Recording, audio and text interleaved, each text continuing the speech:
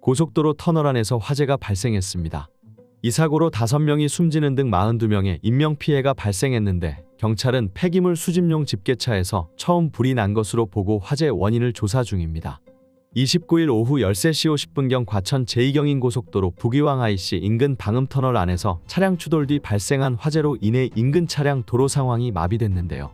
고속도로 터널 안에 화물차에서 시뻘건 불길이 피어오릅니다. 터널 내부는 시커먼 연기로 가득 찼습니다. 불은 고속도로를 달리던 버스와 트럭 간 추돌 사고가 발생하면서 시작된 것으로 알려졌습니다. 정확히 어떻게 부딪혔고 누가 과실이 있는지는 지금으로서는 명확히 확인이 힘든 상황입니다.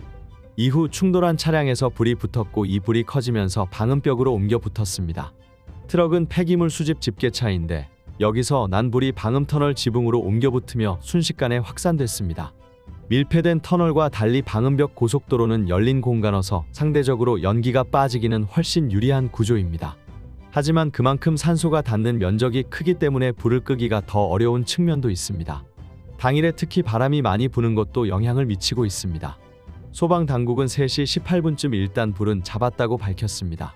현장에선 방음벽 유리가 열기에 터져나가면서 펑펑 폭탄이 폭발하는 듯한 소리가 계속 이어졌다는 목격담이 나오고 있습니다.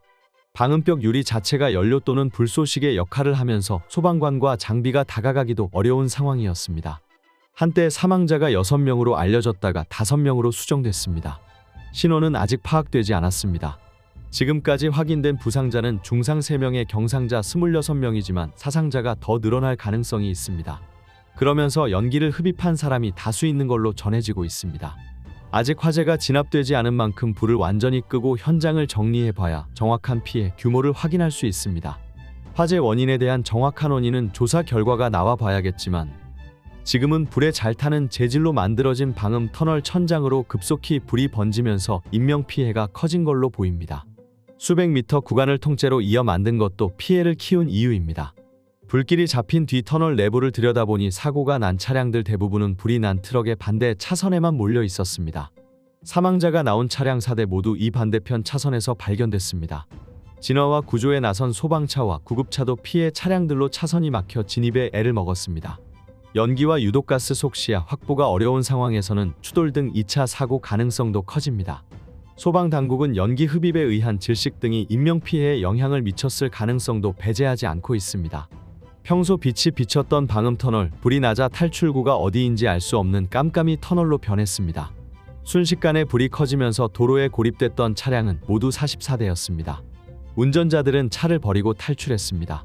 내 사망자 5명은 처음 뿌리는 트럭 근처에서 발견된 것으로 파악됩니다. 차에 타고 있었거나 이 차 밖에서 숨진 채 발견이 된 건데요.